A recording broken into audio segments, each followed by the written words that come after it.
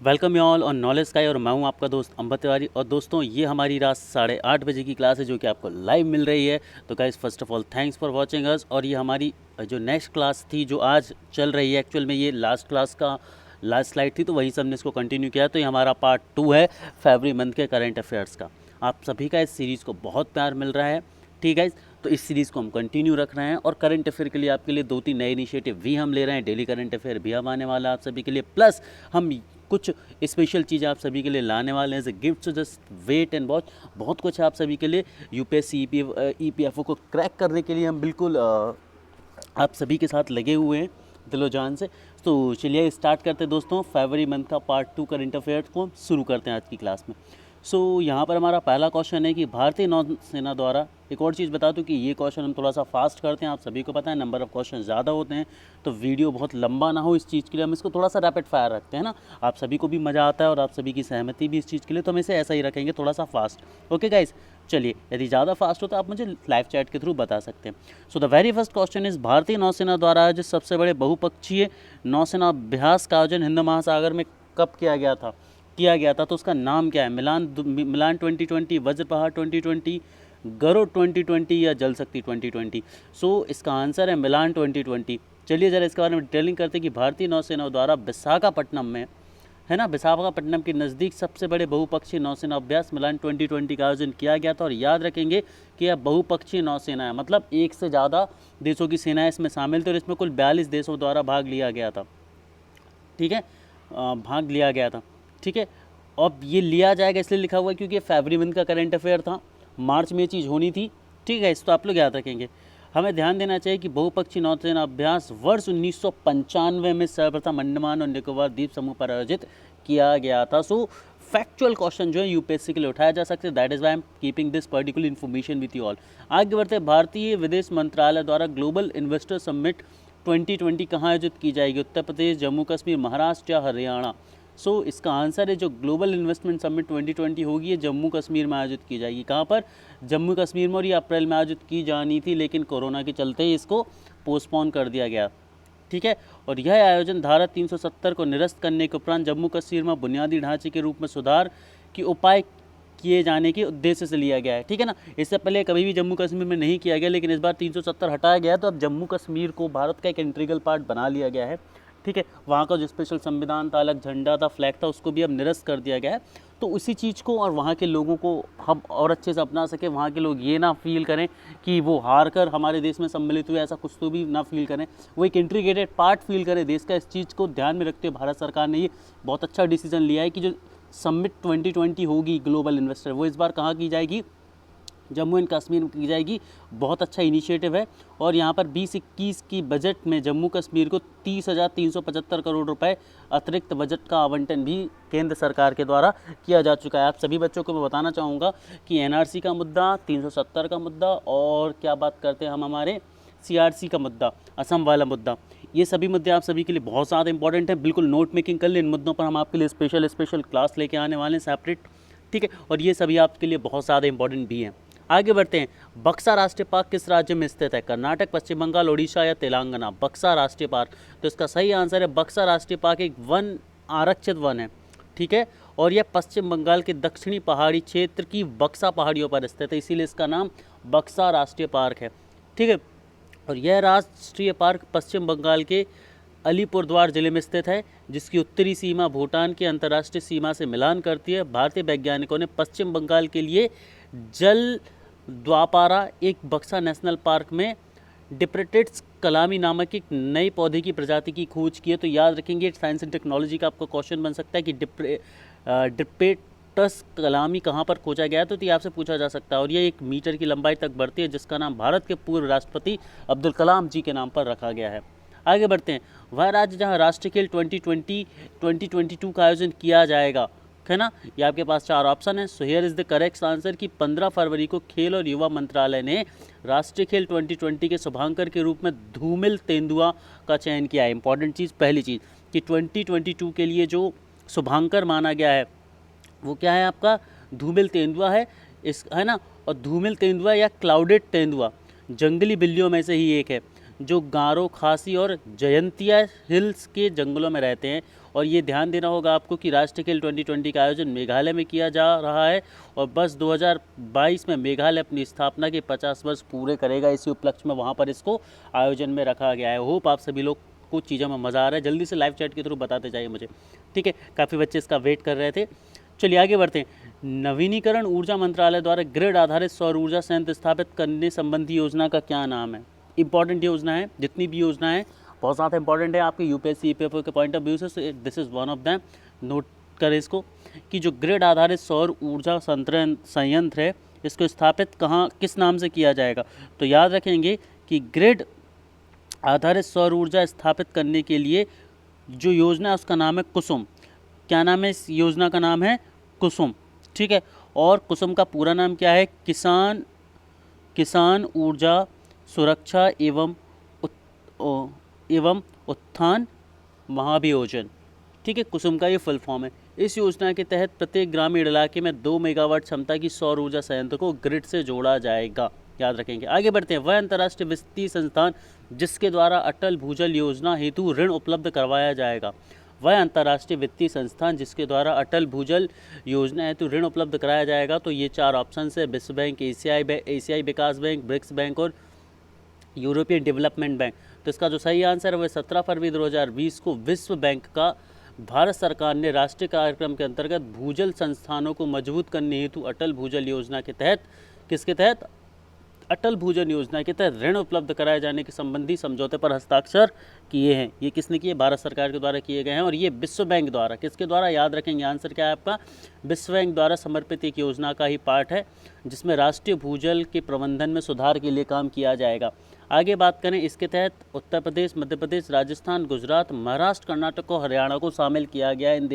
इन राज्यों के नाम आपको याद होने चाहिए, ठीक है, कि विश्व बैंक इसमें लोन दे रहा है अटल भूजल योजना के तहत और इतने राज्यों को इसमें शामिल किया गया है। इंपॉर्टेंट है आप सभी के लिए। आगे बढ़ते अगले क्वेश्चन की तरफ हम, कि वर्तमान समय में केंद्रीय प्रशासनिक न्यायाधिकरण, कैट जिसे हम बोलते हैं, है ना, सेंट्रल एडमिनिस्ट्रेटिव, है ना, ट्रिब्यूनल की बात हम कर रहे हैं, सेंट्रल एडमिनिस्ट्रेटिव ट्रिब्यूनल, कैट जिसे हम बोल रहे हैं, के तहत जम्मू कश्मीर को सेवाएं उपलब्ध कराई जाएंगी।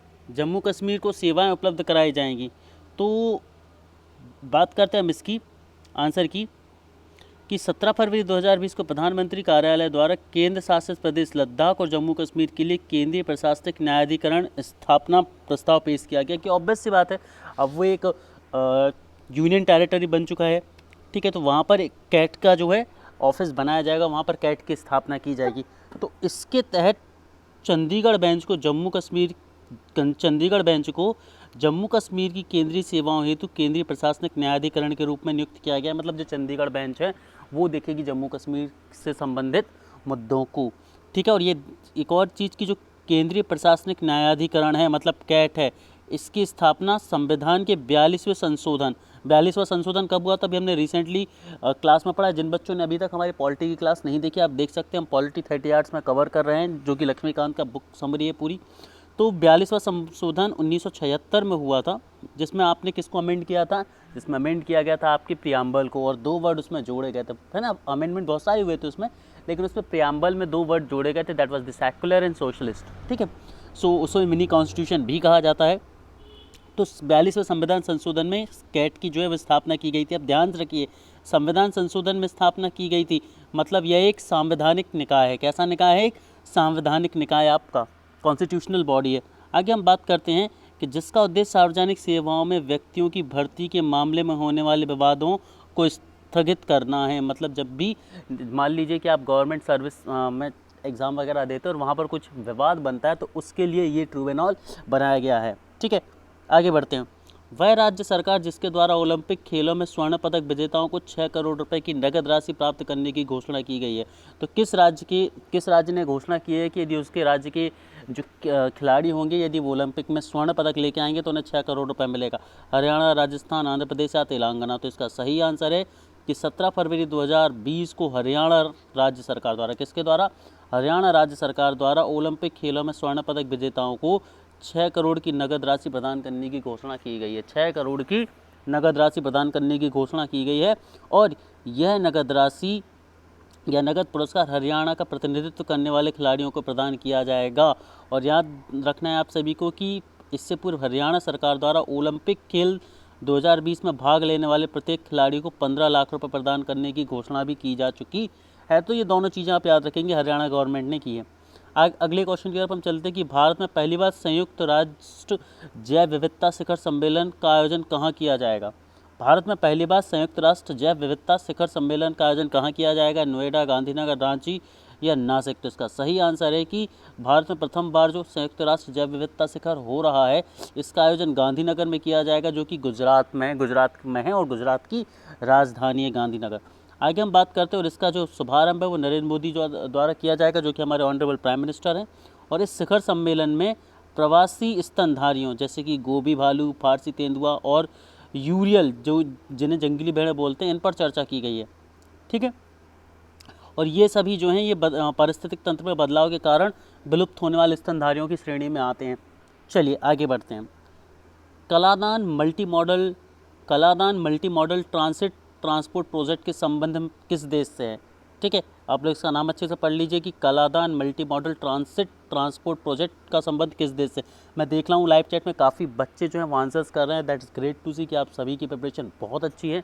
ठीक है, अच्छा एक और चीज़ कि कल सुबह 10 बजे हमारी 10:30 बजे हमारी लाइव क्लास होती है। सुबह 10:30 बजे जो है ये आपकी लाइव क्लास होती है, जिसमें हम आपके साथ डाउट डिस्कशन क्लास रखते हैं।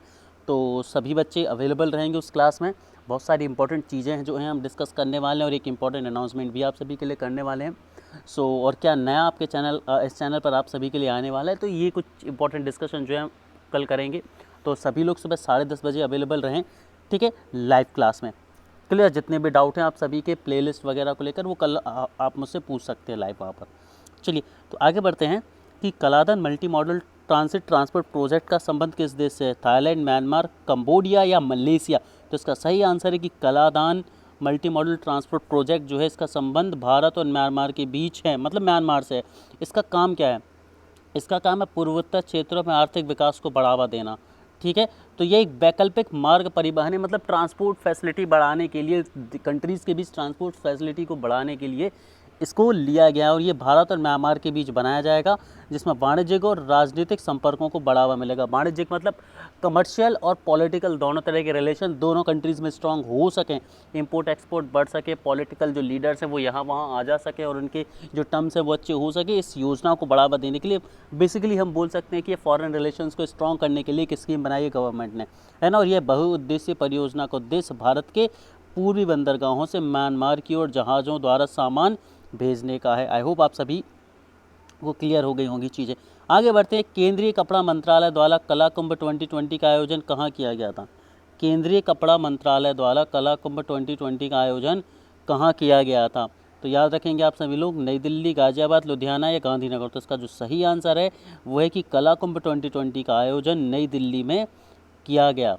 ठीक है, जो कि 18 फरवरी 2020 को केंद्रीय कपड़ा मंत्रालय द्वारा किया गया था, जो कि कपड़ा हस्तशिल्पों को बढ़ावा देने के लिए, जो हस्तशिल्पी होते हैं जो अपने हाथ से कपड़ा बनाते हैं, कपड़े बुनते हैं, उनके लिए बनाया गया है ये कार्यक्रम। ठीक है, और इसमें किस किस को बढ़ावा दिया जाएगा, जैसे त्रिशूल पेंच पाइन है ना, मुरम हेड ब्लॉक है, प्रिंटिंग है।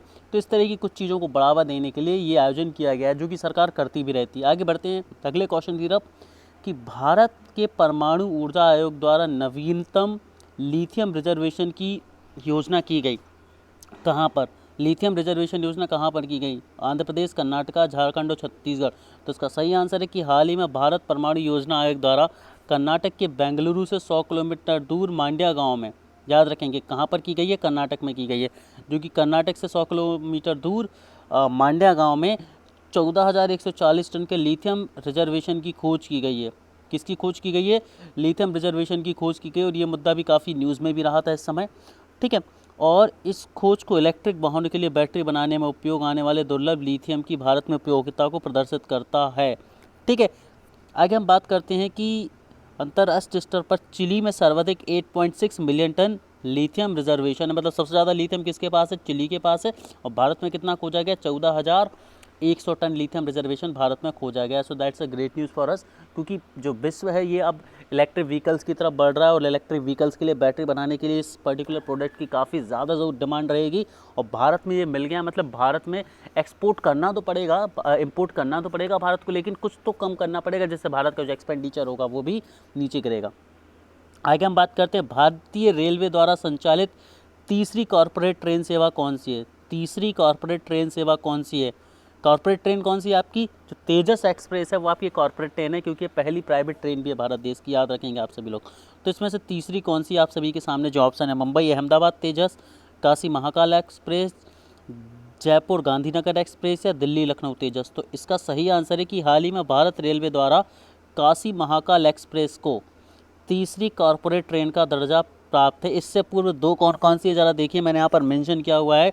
इससे पूर्व पहली दिल्ली लखनऊ है और दूसरी मुंबई अहमदाबाद रूट के बीच संचालित 2 तेजस ट्रेनें हैं। मैंने आपको ऑलरेडी बता चुका हूँ कि जो तेजस ट्रेनें हैं उन्हें ही कॉर्पोरेट ट्रेन्स का दर्जा प्राप्त था, लेकिन अभी एक एक्सप्रेस ट्रेन को इसका दर्जा प्राप्त मिला हुआ है।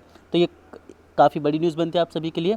और भारतीय रेलवे द्वारा कॉर्पोरेट ट्रेन सेवा मॉडल के तहत निजी क्षेत्र को लगभग 100 रेलवे रूट पर 150 ट्रेनों को संचालित करने का अवसर प्रदान किया जाएगा। इस फैक्ट को नोट डाउन कर लें, रट लें। कितने लोग हैं जो नोट मेकिंग भी कर रहे हैं साथ में? ज़रा लाइव चैट के माध्यम से मुझे बताएं प्यारे बच्चों, और जो डाउट है वो भी आप बताते जाएँ लाइव चैट में, ठीक है? लाइव चैट में मुझे आपकी एक्टिविटी दिखनी चाहिए। काफ़ी बच्चे आंसर्स भी कर रहे हैं क्वेश्चन को देखकर, तो ज़्यादा से ज़्यादा बच्चे, जब मैं क्वेश्चन पढ़ता हूँ आंसर बताने से पहले, इसीलिए मैंने आंसर को नेक्स्ट स्लाइड में रखा है और डिटेल को भी नेक्स्ट स्लाइड में रखा है। तो आप सभी से निवेदन है कि आप लोग आंसर्स को पढ़ने से मतलब जब मैं आंसर दूँ उससे पहले आप सभी के आंसर्स भी आने चाहिए, जितने ज़्यादा हो सके आंसर्स दें आप लोग। आगे हम बात करते हैं चौथे की, वह प्रथम अरब देश जिसके द्वारा परमाणु ऊर्जा संयंत्र के परिचालन के लाइसेंस जारी किए गए हैं। वह प्रथम अरब देश जिसके द्वारा परमाणु ऊर्जा संयंत्र के परिचालन के लाइसेंस जारी किए गए हैं। तो वह कौन सा अरब देश है? संयुक्त अरब अमीरात, मिस्र, जॉर्डन या कुवैत, है ना? कौन सा अरब देश है दोस्तों, वह हमें बताना है। तो इसका सही आंसर है कि हाल ही में संयुक्त अरब अमीरात के द्वारा अपने प्रथम परमाणु ऊर्जा संयंत्र के लिए परिचालन लाइसेंस जो हैं वो जारी किए गए हैं, ठीक है? किसके द्वारा? संयुक्त अरब अमीरात के द्वारा परमाणु ऊर्जा संयंत्र के लिए परिचालन लाइसेंस जारी किए गए हैं। और यह परिचालन licence Korea Electric Power Corporation द्वारा, किसके द्वारा? कोरिया इलेक्ट्रिक पावर कॉरपोरेशन द्वारा निर्मित बराक परमाणु ऊर्जा संयंत्र अबू धाबी के लिए जारी किए जाएंगे, ठीक है? आगे बढ़ते हैं। वह राज्य जिसके द्वारा संस्कृत भाषा को राज्य की दूसरी आधिकारिक भाषा घोषित किया गया, तो वह भारत का कौन सा राज्य है जो संस्कृत राज्य को दूसरी आधिकारिक भाषा के तौर पर अपनाएगा? हिमाचल प्रदेश, राजस्थान, गुजरात या गोवा, ठीक है? तो इसका सही आंसर है हिमाचल प्रदेश, ठीक है? सही आंसर क्या है? हिमाचल प्रदेश। तो 18 फरवरी को हिमाचल प्रदेश विधानसभा में संस्कृत की राज्य की दूसरी आधिकारिक भाषा बनाने के लिए राजभाषा संशोधन विधेयक 2019 पारित किया गया, ठीक है? और इस विधेयक को राज्यपाल द्वारा अनुशंसा प्राप्त होने के पश्चात हिमाचल प्रदेश राजभाषा अधिनियम 1975 में संशोधन किया जा सकेगा। और हमें ध्यान देना चाहिए कि जनवरी 2010 में उत्तराखंड सरकार ने संस्कृत को राज्य की दूसरी आधिकारिक भाषा का दर्जा दिया था। तो पहले उत्तराखंड दे चुका है और अब हिमाचल प्रदेश ने भी संस्कृत भाषा को राज्य की दूसरी आधिकारिक भाषा का जो है दोस्तों दर्जा प्राप्त किया है, ठीक है? आई होप चीज़ें आपको यहाँ तक क्लियर हो गई होंगी दोस्तों। आगे बढ़ते हम अपने अगली क्वेश्चन की तरफ। केंद्रीय मंत्रिमंडल द्वारा भारत के नवगठित विधि आयोग की स्थापना की स्वीकृति प्रदान की गई थी, ठीक है? केंद्रीय मंत्रिमंडल द्वारा भारत के नवगठित विधि आयोग की स्थापना को स्वीकृति प्रदान की गई थी कौन से संविधान में, संशोधन में? तो याद है कौन से विधि आयोग में?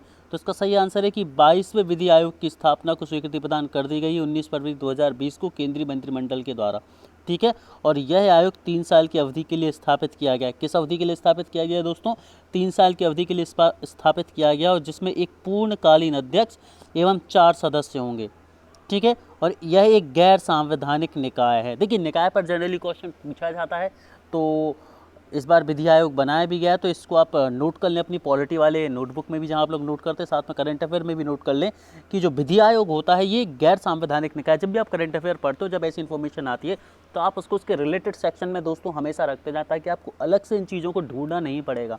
नहीं तो कई बार ऐसा होता है कि ये चीज़ें आप स्किप कर जाते हैं जब मेन सब्जेक्ट पढ़ रहे होते हैं, और फिर काफ़ी दिक्कत होती है यदि ऐसा क्वेश्चन आ जाता है। तो याद रखेंगे कि विधि आयोग एक गैर संवैधानिक निकाय है, ठीक है, जिसका गठन समय समय पर भारत सरकार द्वारा किया जाता है और पहली बार 1955 में गठित किया गया था। तब से इसे हर 3 साल के लिए पुनर्गठित किया जाता है। तो ये कुछ इंपॉर्टेंट इन्फॉर्मेशन है इसके बारे में। 22वें विधि आयोग के बारे में कुछ इंपॉर्टेंट इन्फॉर्मेशन है कि विधि आयोग हमेशा 3 साल के लिए होता है। इसमें एक अध्यक्ष और 4 अन्य सदस्य होते हैं। यह गैर संवैधानिक निकाय है और 1955 में पहली बार गठित किया गया था। आगे बढ़ते हैं, है ना। एथनोलॉग द्वारा प्रकाशित नवीनतम जानकारी के अनुसार हिंदी अंतर्राष्ट्रीय स्तर पर बोले जाने वाली भाषा है। मतलब हिंदी जो है वो अंतर्राष्ट्रीय स्तर पर बोली जाती है। तो कौन सी भाषा है? पहली, दूसरी, तीसरी, चौथी? तो याद रखेंगे आप लोग कि एथनोलॉग एक वार्षिक प्रकाशन है जो कि वार्षिक अपने प्रकाशन जारी करता है और विश्व की जीवित भाषाओं की जानकारी प्रकाशित करता है। मतलब विश्व में अब तक कितनी भाषाएं हैं, जो कितनी जीवित भाषाएं हैं प्रचलन में, और उनकी रैंकिंग देता है कि मतलब सबसे ज़्यादा कौन सी भाषा बोली जाती है, उसके बाद कौन सी, एंड सो ऑन। तो इसमें हिंदी के लिए पूछा गया है कि इसने हिंदी को कौन सा स्थान दिया गया है बोलने वालों की स्थितियों में। तो इसका प्रकाशन 1951 से चल रहा है, ठीक है। और इसके अनुसार हिंदी जो है वो 615 मिलियन वक्ताओं के साथ अंतर्राष्ट्रीय स्तर पर तीसरी सबसे अधिक बोले जाने वाली भाषा है। तो दुनिया में हिंदी जो है वो तीसरी सबसे अधिक बोले जाने वाली भाषा है दोस्तों, ठीक है। और 1327 मिलियन वक्ताओं के साथ मंdarin प्रथम एवं 1132 मिलियन वक्ताओं के साथ अंग्रेजी द्वितीय स्थान पर है। तो अंग्रेजी फर्स्ट प्लेस पर नहीं है। फर्स्ट प्लेस पर कौन सी है? मंdarin फर्स्ट प्लेस पर है और अंग्रेजी दूसरे प्लेस पर है। आगे बात करते हैं हम, अगले क्वेश्चन की तरफ हम चलते हैं। क्वेश्चन आप सभी की स्क्रीन के सामने ये रहा दोस्तों, आप सभी लोग देख सकते हैं क्वेश्चन को, ठीक है। तो भारत का प्रथम सिंगल यूज प्लास्टिक मुक्त हवाई अड्डा किसे घोषित किया गया है ना। भारत का प्रथम सिंगल यूज प्लास्टिक मुक्त हवाई अड्डा किसे घोषित किया गया? 4 ऑप्शन आप सभी के सामने है स्क्रीन पर, इन्हें मैं नहीं पढ़ रहा हूँ, अदरवाइज वीडियो काफ़ी लंबी हो सकती है प्यारे बच्चों। इसका सही आंसर है कि दिल्ली इंटरनेशनल एयरपोर्ट को, मतलब दिल्ली का जो इंटरनेशनल एयरपोर्ट है जिसका नाम इंदिरा गांधी अंतर्राष्ट्रीय हवाई अड्डा है, इसको भारत का प्रथम सिंगल यूज प्लास्टिक मुक्त हवाई अड्डा घोषित किया गया। मतलब ये एक ऐसा एयरपोर्ट है जहाँ पर अभी कोई भी सिंगल यूज प्लास्टिक नहीं है, ठीक है। और यह घोषणा कब की गई थी? 2018 विश्व पर्यावरण दिवस पर एक उपयोग प्लास्टिक मुक्त जो मतलब सिंगल यूज जो प्लास्टिक इसको बैन करने के बाद ये नए नए इनिशिएटिव लाए गए थे ताकि इस चीज़ को ज़्यादा से ज़्यादा फोकस में लाया जा सके। आगे बढ़ते हैं हम अगले क्वेश्चन की तरफ कि वह पूर्वोत्तर राज्य जहाँ प्रतिवर्ष 20 फरवरी को राज्य स्थापना दिवस राज्योत्सव मनाया जाता है, तो वह कौन सा है? ठीक है, तो आप सभी याद रखेंगे कि अरुणाचल प्रदेश और मिजोरम में 20 फरवरी को राज्य स्थापना दिवस मनाया जाता है। मतलब इस तिथि को ये राज्य अस्तित्व में आए थे, ठीक है। और एक और चीज़ याद रखेंगे कि मिजोरम जो है वो देश का 33वां मिजोरम का ये 33वां राज्य दिवस है और अरुणाचल प्रदेश का ये 48वां राज्य दिवस है।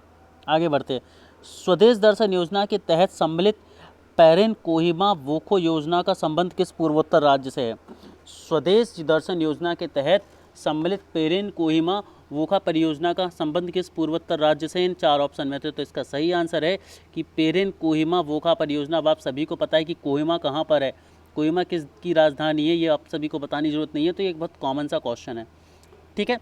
तो स्वदेश दर्शन परियोजना के तहत शामिल किया गया और इस परियोजना के तहत 97.36 करोड़ की अनुदान राशि जनजातीय पर्यटक गांव, इको लॉग हॉट्स आदि के लिए जो है प्रवाहित की जाएगी, ठीक है गाइस। तो आप सभी लोग याद रखेंगे, ऑप्शन मुझे इसके आप सभी से चाहिए, इसका आंसर मैं नहीं बताने वाला हूँ, इसलिए मैंने मेंशन भी नहीं किया है। क्लियर, लिंक मैं आप सभी को दे ही चुका हूँ। आगे बढ़ते हैं दोस्तों, इकोनॉमिक इंटेलिजेंस यूनिट द्वारा प्रकाशित world wide education for the future index में भारत का स्थान कौन सा प्राप्त किया है? ठीक है, इंडेक्सेस काफ़ी ज़्यादा इंपॉर्टेंट रखते हैं दोस्तों, और मैं कोशिश कर रहा हूँ कि इंडेक्स के लिए आप सभी के लिए एक सेपरेट जो है वीडियो भी मैं बनाकर अवेलेबल कराऊँ। तो जो world wide educational for the future index है, इसमें भारत को 35वां स्थान प्राप्त हुआ है और यह कौशल आधारित शिक्षा के क्षेत्र में प्रशिक्षित करने वाले देशों को नामांकित करता है। आगे बात करते हैं हम अपने बंगाल ईस्टर्न फ्रंटियर रेगुलेशन के तहत इनर लाइन परमिट में संशोधन किया गया है। तो कहाँ पर संशोधन किया गया इनर लाइन परमिट में? मेघालय, मणिपुर, नागालैंड या मिजोरम? तो इसका सही आंसर है दोस्तों कि ILP मतलब इनर लाइन परमिट एक आधिकारिक यात्रा दस्तावेज है, ठीक है, जिससे भारत सरकार द्वारा किसी भारतीय नागरिक को संरक्षित क्षेत्र में सीमित समय के लिए अंतर्राष्ट्रीय यात्रा की मंजूरी देने हेतु किया जाता है। और इस दस्तावेज को Bengal Eastern Frontier Regulating Act 1873 के तहत जारी किया जाता था और उसी के तहत अभी भी जारी किया जाता है। और हाल ही में मेघालय मंत्रिमंडल ने मेघालय निवासी संरक्षण और सुरक्षा अधिनियम 2016 में संशोधन की मंजूरी दी है। तो याद रखेंगे किसके द्वारा, मेघालय के द्वारा। आगे बढ़ते हैं, वह भारतीय राज्य जिसके द्वारा INS विराट के रूपांतरण के लिए संयंत्र स्थापना की मंजूरी दे दी गई है। तो इसका सही आंसर है कि महाराष्ट्र राज्य कैबिनेट के द्वारा भारतीय नौसेना के सबसे लंबे समय तक सेवारत रहे विमान वाहक INS विराट के रूपांतरण की संयंत्र स्थापना को मंजूरी दे दी गई है ना। तो ये याद रखें, काफ़ी इंपॉर्टेंट न्यूज़ बनती है। और यह संयंत्र भारत की प्रथम समुद्री संग्रहालय सह समुद्री व्यावसायिक केंद्र होगा और यह जहाज़ नौकायान एवं स्कूबा डाइविंग अनुभव प्रदान करने वाले जैव विविधता केंद्रों और समुद्री सामूहिक केंद्रों की मेजबानी भी करेगा। आगे बात करते हैं हम अगले क्वेश्चन की तरफ। हमारा अगला क्वेश्चन है, राष्ट्रीय जलमार्ग अधिनियम नेशनल वाटरवेज एक्ट 2016 के लागू होने के साथ देश में राष्ट्रीय जलमार्गों की कुल संख्या अब कितनी है। इंपॉर्टेंट क्वेश्चन है काफ़ी ज़्यादा। तो इसका सही आंसर है दोस्तों कि राष्ट्रीय जलमार्ग अधिनियम लागू होने के बाद अब भारत में कुल जलमार्गों की, राष्ट्रीय जलमार्गों की बात करें, राष्ट्रीय जलमार्गों की संख्या 111 हो गई है। ठीक है, और इलाहाबाद हल्दिया जलमार्ग को भारत के राष्ट्रीय जलमार्ग संख्या 1 का दर्जा दिया गया है और वर्ष 1988 में धुबरी से सदिया तक 891 किलोमीटर तक का राष्ट्रीय जलमार्ग जो है वो जलमार्ग नंबर 2 घोषित किया गया है। तो जलमार्ग 1, 2 काफ़ी इंपॉर्टेंट है, दोनों को आप सभी याद करके रखेंगे। आगे बढ़ते हैं, हम अपने अगले क्वेश्चन की तरफ पहुँचते हैं। हमारा अगला क्वेश्चन है कि अंतर्राष्ट्रीय मातृभाषा दिवस प्रतिवर्ष कब आयोजित किया जाता है। अंतर्राष्ट्रीय मातृभाषा दिवस प्रतिवर्ष कब आयोजित किया जाता है, 21 फरवरी, 22 फरवरी, 24 फरवरी या 20 फरवरी।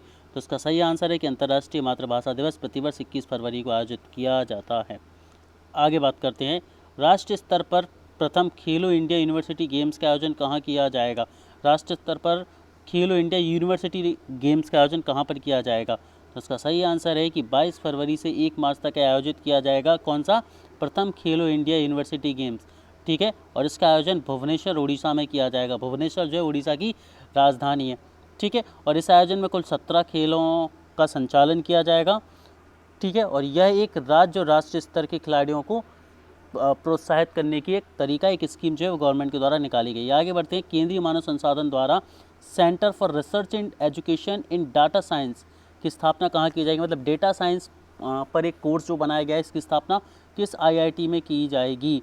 कानपुर, पलक्कड़, हैदराबाद या जोधपुर। तो इसका सही आंसर है कि IIT पलक्कड़ में डेटा साइंस में एक अनुसंधान केंद्र के रूप में स्थापित किया जाएगा, जो कि centre for research and education in data science रखा गया है इस सेंटर का नाम। आगे बढ़ते हैं अगले क्वेश्चन की तरफ हम अपने, कि महाराष्ट्र सरकार द्वारा किन किन मछली प्रजाति के प्रजनन केंद्रों को नष्ट करने के आदेश दे दिए गए हैं।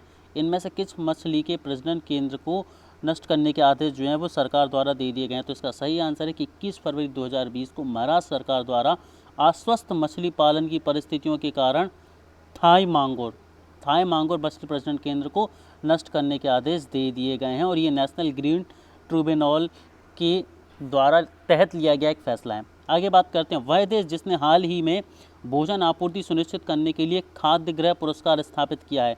जर्मनी, स्वीडन, आयरलैंड या पोलैंड। तो इसका सही आंसर है कि स्वीडन द्वारा। किसके द्वारा किया गया है दोस्तों, ये स्वीडन द्वारा किया गया है।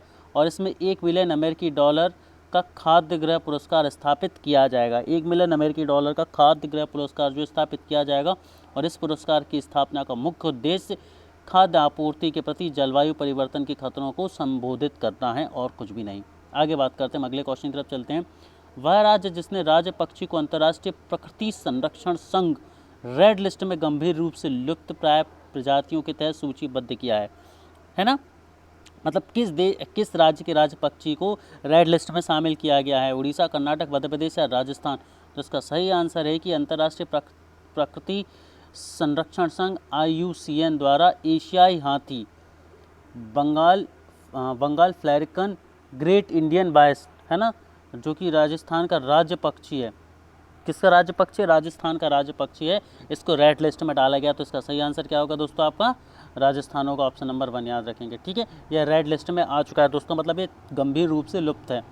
आगे बात करते हैं हम, पश्चिम बंगाल सरकार द्वारा संचालित महत्वाकांक्षी परियोजना बुड्ढा नाला नवीनीकरण का संबंध किस शहर से है। ठीक है, पंजाब सरकार द्वारा ये जो परियोजना है बुड्ढा नाला, इसका संबंधित किस शहर से? लुधियाना, चंडीगढ़, कपूरथला या अमृतसर? तो इसका सही आंसर है दोस्तों कि यह लुधियाना से संबंधित है ना। जो अत्यंत प्रदूषित बुड्ढा नाला के नवीकरण के हेतु 650 करोड़ रुपए की लागत की एक परियोजना है। बुड्ढा नाला जो कि बहुत ज़्यादा दूषित हो चुका है, इसके नवीनीकरण हेतु यह स्कीम बनाई गई है। इसके तहत 27.5 करोड़ लीटर प्रतिदिन की क्षमता वाले अतिरिक्त सीवेज निस्तारण संयंत्र की स्थापना की जाएगी, है ना। और इस नाले के कारण सतलज नदी में काफ़ी प्रदूषण हो रहा है, इसलिए इसको भारत सरकार द्वारा काफ़ी सीरियसली लिया जा रहा है। आगे बात करते हैं कि अंतर्राष्ट्रीय मातृभाषा दिवस के अवसर पर बयाद गालिब नामक समारोह का आयोजन कहाँ किया गया था निम्न शहरों में से? तो इसका सही आंसर है कि बयाद गालिब का आयोजन कोलकाता में किया गया था अंतर्राष्ट्रीय मातृभाषा दिवस पर। इससे ज़्यादा कुछ भी इम्पोर्टेंट नहीं है। आगे बात करते हैं केंद्रीय संस्कृति मंत्रालय द्वारा किस मुगल शासक की कब्र का पता लगाने के लिए भारतीय पुरातत्व सर्वेक्षण के पैनल का गठन किया गया है? इसमें से किस मुगल शासक की कब्र का पता लगाने के लिए भारतीय पुरातत्व सर्वेक्षण पैनल का गठन किया गया है? तो इसका सही आंसर है कि सिकुह, जो कि 1615 से 1659 तक शासन में थे। इनकी कब्र का पता लगाने के लिए, दारा सिकुह की कब्र का पता लगाने के लिए भारत सरकार ने पैनल का गठन किया। आगे बात करते हैं कि अंतर्राष्ट्रीय क्रिकेट के तीनों प्रारूपों में 100 मैच खेलने वाले विश्व के पहले खिलाड़ी कौन है? अंतर्राष्ट्रीय क्रिकेट के तीनों प्रारूपों में 100 मैच खेलने वाले विश्व के पहले क्रिकेट खिलाड़ी कौन है? तो इसका सही आंसर है दोस्तों रॉस टेलर, ठीक है, जो कि न्यूजीलैंड से संबंधित खिलाड़ी। इन्होंने तीनों प्रारूप, टेस्ट मैच, वनडे और 2020 में 100 मैच खेल लिया। आगे बढ़ते हैं। केंद्रीय उत्पाद शुल्क दिवस प्रतिवर्ष भारत में आयोजित किया जाएगा कब? 24, 25, 23 या 22 फरवरी? तो इसका सही आंसर है कि केंद्रीय उत्पादन शुल्क प्रतिवर्ष 24 फरवरी को राष्ट्रीय स्तर पर आयोजित किया जाएगा। और यह दिवस सेंट्रल एक्साइज 1944 को लागू करने के उपलक्ष्य में प्रतिवर्ष 24 फरवरी को आयोजित किया जाता है। मतलब सेंट्रल एक्साइज डे के तौर पर इसको मनाया जाता है, ठीक है। आगे बात करते हैं दोस्तों, हम अगले क्वेश्चन की तरफ चलते हैं अपने, कि केंद्रीय रक्षा मंत्रालय द्वारा प्रस्तावित नए सेना मुख्यालय का नामांतरण किया गया, तो उसका नाम क्या रखा गया है? ठीक है, केंद्रीय रक्षा मंत्रालय द्वारा प्रस्तावित नए सेना मुख्यालय का नामांतरण किया गया है, ठीक है। इनमें से कौन है? तो इसका सही आंसर आप दोस्तों याद रखेंगे कि थल सेना भवन जो है वो रखा गया है इमारत का नाम। और केंद्रीय मंत्री जो है राजनाथ सिंह द्वारा नई दिल्ली छावनी में नए सेना मुख्यालय की आधारशिला रखी गई, जिसका नाम थल सेना भवन रखा जाएगा। और यह 39 एकड़ में फैला सेना, नौसेना और वायुसेना को एकीकृत करने वाले एक चीफ ऑफ डिफेंस का स्टाफ के अधीन रखा जाएगा। और जल्दी से एक बहुत आसान सा क्वेश्चन आप सभी को देता हूँ लाइव चैट में, मुझे इसका आंसर चाहिए कि चीफ ऑफ डिफेंस CDS हमारे कौन है? पहले CDS हमारे कौन है भारत के? बहुत आसान सा क्वेश्चन है, सभी को रटा हुआ होना चाहिए, आंसर कीजिए। और जितने लोग लाइव हैं सभी के थ्रू मुझे चाहिए। और कितने लोग हमारे वीडियोस को अपने सोशल मीडिया पर शेयर करते हैं जरा हमें बताएं। और जो नहीं करते उनसे रिक्वेस्ट है कि प्लीज़ शेयर करें, तो जो शेयर करते हैं जल्दी से बताएं। भारतीय रेलवे द्वारा किस हिंदी भाषा आधारित आर्टिफिशियल इंटेलिजेंट चैटबॉट सेवा प्रारंभ की गई है? जल्दी से बताइए। तो इसका आंसर है आस्क दिशा नामक एक चैटबॉट जो सेवा है वो लॉन्च की गई है। चैटबॉट क्या होता है? एक तरह का रोबोट होता है जिसके साथ आप बात कर सकते हैं, जो आपकी वॉइस कमांड पर चल सकता है, ठीक है। और इसमें 10 बिलियन से अधिक, इसके अनुसार जो चैटबॉट होगा ये 10 बिलियन से अधिक यात्रियों को लाभान्वित करेगा, ठीक है। तो ये जो चैटबॉट लगाया गया है बेसिकली ये एक आर्टिफिशियल इंटेलिजेंस पर आधारित एक रोबोट होता है, ठीक है। और ये वॉइस इनबिल्ट सॉफ्टवेयर के जरिए सवालों के उत्तर देता है। आगे हम बात करते हैं कि भारतीय हवाई अड्डा जहां कृषि और फार्मा उत्पादों को स्टोर करने के लिए दुनिया की सबसे बड़ी तापमान नियंत्रित सुविधा प्रारंभ की गई है, ठीक है। काफ़ी इंपॉर्टेंट क्वेश्चन, इनमें से वह कौन सा हवाई अड्डा है जिस पर ये सुविधा उपलब्ध कराई गई है? तो इसका सही आंसर है कि छत्रपति शिवाजी अंतर्राष्ट्रीय विमान क्षेत्र, छत्रपति शिवाजी अंतर्राष्ट्रीय विमान क्षेत्र में यह सुविधा उपलब्ध कराई गई है। ज़रा मुझे जल्दी से बताइए कि यह किस सिटी में है? बहुत आसान क्वेश्चन है, ठीक है। और इसमें एक एक्सपोर्ट कोल्ड जोन बनाया गया जिसमें 700 टन से अधिक कार्गो को धारण करने की क्षमता है। और वर्तमान में छत्रपति शिवाजी अंतर्राष्ट्रीय विमानतल अंतर्राष्ट्रीय वायु परिवहन संघ, है ना, मेडिकल सुविधा से संबंधित मान्यता प्राप्त करने वाला देश का एकमात्र हवाई अड्डा। आगे बात करते हैं कि भारतीय रेलवे द्वारा अनाधिकृत पैकेज्ड ड्रिंकिंग वाटर बिक्री को रोकथाम हेतु ऑपरेशन का संचालन किया गया है। उस ऑपरेशन का नाम क्या है? जो अनाधिकृत है, अनऑथोराइज्ड पैक्ड वाटर है ना, मतलब प्रदूषित जल के जो परिवहन होता है या प्रदूषित जल की जो बिक्री होती है उसको रोकने के लिए सरकार द्वारा एक काफ़ी अच्छा इनिशिएटिव लिया जा रहा है। इससे दो काम बनेंगे, एक तो जो प्रदूषित जल है उसकी बिक्री रुकेगी, साथ ही जो सिंगल यूज़ प्लास्टिक है है ना, उसमें भी रोकथाम लगेगी। तो काफ़ी इम्पॉर्टेंट है और एक बहुउद्देशीय प्रोजेक्ट है, इसे हम बोल सकते हैं। ज़रा इसका नाम बताइए मुझे। तो इसका नाम है अनाधिकृत पैकेज ड्रिंकिंग वाटर को रोकने के लिए ऑपरेशन प्यास की शुरुआत की गई थी। अब देखिए काफ़ी कंफ्यूजिंग नाम है। प्यास से क्या मतलब होता है कि भाई पानी की प्रोवाइडेशन किया जाएगा, लेकिन यहाँ पर उल्टा है। तो इस चीज़ को ज़रा आप लोग ध्यान रखेंगे। और इसे रेलवे सुरक्षा बल RPF द्वारा दिल्ली में अनाधिकृत पैकेज ड्रिंकिंग वाटर की बिक्री को रोकने के लिए अखिल भारतीय अभियान के रूप में शुरू किया गया है मेरे प्यारे दोस्तों। तो काफ़ी इंपॉर्टेंट न्यूज़ जो है वो आप सभी के लिए बनती है। आगे बढ़ते हैं। वह देश जिसके द्वारा एशियाई सेड संरक्षण परियोजना प्रारंभ की गई है। वह देश जिसके द्वारा एशियाई सेड संरक्षण परियोजना प्रारंभ की गई है। पाकिस्तान, भारत, नेपाल या बांग्लादेश। तो इसका सही आंसर है दोस्तों कि एशियाई सेड संरक्षण परियोजना पर्यावरण, वन और जलवायु परिवर्तन मंत्रालय द्वारा शुरू एक परियोजना है। इसमें एशियाई शेर, एशियाटिक लायंस को आबादी को बढ़ाने के लिए और उन्हें एक तरह से सुरक्षित रखने के लिए यह कार्यक्रम जो है चलाया गया था। ठीक है, और यह अभी रेड सूची में लुप्तप्राय रूप में सूचीबद्ध भी किया गया है, आप इससे याद रखेंगे। तो यह परियोजना किस देश के द्वारा की गई थी, हमें बताइए ज़रा आप लोग। तो इसका सही आंसर भारत के द्वारा यह काम किया गया है। आगे बढ़ते हैं। वह उच्च स्तरीय समिति जिसके द्वारा असम समझौते के खंड 6 के कार्यान्वयन पर रिपोर्ट प्रस्तुत की गई है। वह उच्च स्तरीय समिति जिसके द्वारा असम समझौते के खंड 6 के कार्यान्वयन पर रिपोर्ट प्रस्तुत की गई है। न्यायमूर्ति BK शर्मा, कल्पना कुमारी, अशोक सिंघाल या प्रियंका वर्मा। किसके द्वारा किया गया ये? तो 25 फरवरी को सेवानिवृत्त न्यायमूर्ति VK शर्मा, किसके द्वारा? BK शर्मा इसका सही आंसर है। अध्यक्षता में गठित उच्च स्तरीय समिति द्वारा असम के मुख्यमंत्री को असम समझौते के खंड 6 के कार्यान्वयन पर रिपोर्ट प्रस्तुत की गई और यह रिपोर्ट मुख्यमंत्री द्वारा केंद्रीय गृह मंत्री को सौंपी जाएगी। यह रिपोर्ट मुख्यमंत्री द्वारा केंद्रीय गृह मंत्री को सौंपी जाएगी और असम समझौते के खंड 6 के अनुसार संवैधानिक, प्रशासनिक और विधायी सुरक्षा असमिया लोगों को प्रदान की जाएगी। आगे हम बात करते हैं। शस्त्र अधिनियम 2016 के तहत अंतर्राष्ट्रीय पदक विजेताओं को कितने अतिरिक्त हथियार रखने के अधिकार प्राप्त होंगे? शस्त्र अधिनियम 2016 के तहत अंतर्राष्ट्रीय पदक विजेताओं को कितने अधिक हथियार रखने के जो है अधिकार प्राप्त होंगे? तो इसका सही आंसर है दोस्तों कि 12 अतिरिक्त हथियार जो है वो रख सकेंगे। सभी को पता होगा कि हमारे देश में जो हथियार रखना है, क्या सभी देशों में हथियार रखना एक गैरकानूनी तरीके से हथियार रखना काफ़ी बड़ा अपराध होता है। ठीक है, तो गृह मंत्रालय ने एक तरह से जारी करी एक रिपोर्ट कि इसके अनुसार शस्त्र अधिनियम 2016 के तहत जो भारतीय निशानेबाज होंगे, ठीक है, उनको थोड़ी सी सुविधाएं प्रदान करने के लिए, ताकि वो अपनी प्रैक्टिस के लिए हथियार ज़्यादा रख सकें, इसके लिए उन्हें 12 अतिरिक्त हथियार रखने की परमिशन दी गई है।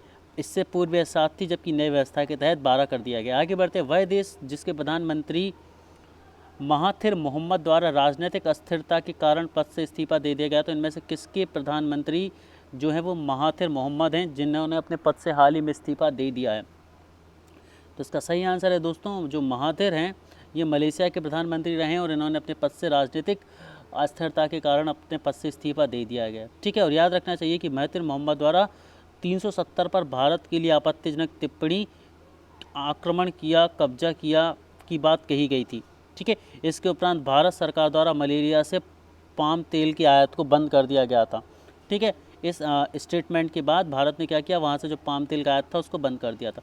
आगे हम बात करते हैं कि वह राज्य सरकार जिसके द्वारा प्रमुख जल संरक्षण परियोजना जलयुक्त शिवार को समाप्त करने की घोषणा की गई है। आंध्र प्रदेश, तेलंगाना, महाराष्ट्र, तमिलनाडु। तो इसका सही आंसर है दोस्तों कि जलयुक्त शिवार परियोजना को महाराष्ट्र सरकार की एक प्रमुख परियोजना है और इन्होंने अब इसको समाप्त करने की घोषणा की गई। और इस परियोजना में क्या किया गया था? इस परियोजना का उद्देश्य प्राकृतिक संसाधनों जैसे नहरों, बांधों और व्यवस्थित माध्यम से सर्वाधिक सूखा प्रभावित गांवों में जल की कमी को दूर करना। तो ये काफ़ी अच्छा एक प्रोजेक्ट था, बस अब इसे बंद किया जा रहा है। ठीक है, आगे बात करते हैं हम। अंतर्राष्ट्रीय परिदृश्य में भारत विश्व का किस नंबर का सबसे बड़ा इस्पात उपभोक्ता देश है? ठीक है, तो इस्पात उपभोग करने के मामले में हम विश्व में कौन से नंबर पर आते हैं? तो इसका सही आंसर है कि वर्तमान में चीन और अमेरिका के उपरांत भारत तीसरा सबसे बड़ा इस्पात उपभोक्ता देश है। मतलब सबसे ज़्यादा इस्पात का उपभोग या कंज्यूम जो करता है वो चीन है, उसके बाद अमेरिका और फिर तीसरे नंबर पर आते हैं हम भारतीय। ठीक है, याद रखना होगा कि भारत द्वारा वर्ष 2018 में 142 MTPA इस्पात का उत्पादन किया गया था, जिसका मुख्य कारण वर्ष 1991 के पश्चात भारत सरकार द्वारा आर्थिक सुधारों में औद्योगिक विकास को नया आयाम देने का था। आगे बात करते हैं हम अपने अगले क्वेश्चन की तरफ। वह देश जिसके सहयोग से भारत द्वारा मिशन इंद्रधनुष संयुक्त वायुसेना युद्धाभ्यास किया जाता है। तो इंद्रधनुष वायुसेना युद्धाभ्यास भारत किस देश के साथ करता है? इसका आंसर मुझे कमेंट सेक्शन में दीजिए सभी लोग, फास्ट जल्दी से। ठीक है, तो जो मिशन इंद्रधनुष होता है ना, यह एक 5वां संस्करण था और यह base defence and force protection पर केंद्रित है। यह base defence and force protection पर केंद्रित है और इसमें रॉयल एयरफोर्स यूनाइटेड किंगडम के लगभग 36 और गरुड़ कमांडो फोर्स भारत के लगभग 42 लड़ाके भाग लेते हैं। तो यूनाइटेड किंगडम के साथ, यूके के साथ हम ये करते हैं अभ्यास। आगे बात करते हैं कि Indian national centre for ocean information किस केंद्रीय मंत्रालय के अधीन सेवारत है? तो इसका सही आंसर है दोस्तों कि Indian national centre for ocean information services जो है, जो पृथ्वी विज्ञान मंत्रालय हैदराबाद में स्थित है। ठीक है दोस्तों, याद रखेंगे सभी लोग। अगले क्वेश्चन की तरफ हम चलते हैं कि विश्व धरोहर स्थल की सूची में शामिल माउंट एटना किस देश में स्थित है? माउंट एटना किस देश में स्थित है? और यह एक वर्ल्ड हेरिटेज साइट भी है यूनेस्को की। तो इसका सही आंसर है कि माउंट एटना जो है यह इटली के सिसिली में स्थित है। आगे बात करते हैं कि वह राज्य जहां न्यूट्रॉन संबंधी परीक्षणों के लिए प्रयोगशाला की स्थापना की गई है को पर्यावरण मंत्रालय ने अपनी सहमति दे दी है। तो इसका सही आंसर है कि तमिलनाडु में यह प्लांट लगाया जाना है। तो तमिलनाडु के थोनी बोदी पहाड़ी पर न्यूट्रिनो प्रयोगशाला की स्थापना संबंधी प्रस्ताव को मंजूरी दे दी गई है। और यह हम पिछले पार्ट में भी देख चुके थे कि इसमें एक बड़ी गुफा बनाई जाएगी जिसकी लंबाई 19 मीटर और चौड़ाई 7.5 मीटर होगी। आगे बात करते हैं कि गहरमाथा समुद्री अभ्यारण्य किस भारतीय राज्य में स्थित है? ठीक है, तो आप सभी को याद होना चाहिए कि जो गहरमाथा समुद्री अभ्यारण्य है उड़ीसा में स्थित एक समुद्री वन्यजीव अभ्यारण्य है। ठीक है, और यह वन्यजीव अभ्यारण्य उत्तर में धामरा नदी से दक्षिण में महानदी तक फैला हुआ है। आगे बात करते हैं हम अपने अगले क्वेश्चन की तरफ चलते कि यार्ड 45,006 वज्र नामक भारतीय तटरक्षक गश्ती जहाज का निर्माण किसके द्वारा किया गया है? ठीक है, तो जो इसका सही आंसर है दोस्तों वही कि 27 फरवरी 2020 को चेन्नई में भारतीय तटरक्षक बल को छठे तटरक्षी गश्ती जहाज यार्ड 4506 वज्र को कमीशन किया गया और इसको लार्सन एंड टर्बो द्वारा LNT के द्वारा निर्मित किया गया है। ठीक है, याद रखेंगे सभी लोग। पारंपरिक चिकित्सा द्वारा देश के सबसे बड़े सम्मेलन का आयोजन कहाँ किया गया था? नई दिल्ली, मुंबई, तिरुवनंतपुरम या बेंगलुरु? तो इसका सही आंसर है दोस्तों कि इसका जो अंतर्राष्ट्रीय स्तर का एक सम्मेलन है इसका आयोजन आयुष मंत्रालय द्वारा राष्ट्रीय एवं अंतर्राष्ट्रीय स्तर पर किया जाता है, जो कि इस बार नई दिल्ली में किया गया था। इसमें 16 देशों के द्वारा भाग लिया गया था। आगे हम बात करते हैं कि आयुष आयुर्वेदिक, योग, प्राकृतिक चिकित्सा, यूनानी, सिद्ध और होम्योपैथी का संक्षिप्त रूप है। आगे बात करते हैं कि भारत का पहला जल रोबोट ड्रोन जिसे भारतीय रक्षा अनुसंधान एवं विकास संगठन द्वारा नौसेना को सौंपा गया है, उसका नाम क्या है दोस्तों इनमें से? तो इसका सही आंसर है कि भारतीय रक्षा अनुसंधान एवं विकास संस्थान द्वारा आईरोव टूना नाम आप लोग याद रखेंगे। आईरोव टूना जो है वो नौसेना को सौंप दिया गया है और यह एक जल रोबोट ड्रोन जो कि कोच्चि स्थित startup company EyeROV technology private limited द्वारा बनाया गया है। आईरोव टेक के द्वारा बनाया गया है और इसकी जो एक तरह से हम माने कि इसकी जो फैसिलिटी है वो कौन सी फैसिलिटी प्रोवाइड करेगा कि इस ड्रोन को डिज़ाइन वैश्विक मानक के अनुसार तैयार किया गया है, जिसके तहत मुश्किल और अंधेरे में भी जल के भीतर आवश्यक नौसेना गतिविधियों को करने में सहायता मिलेगी। आगे हम बात करते हैं, अगले क्वेश्चन की तरफ चलते हैं। वह केंद्रीय मंत्रालय जिसके द्वारा ऊर्जा कुशल चिलर सिस्टम हेतु चिलर स्टार लेबलिंग कार्यक्रम किया जाएगा, तो इनमें से किस मंत्रालय द्वारा किया जाएगा?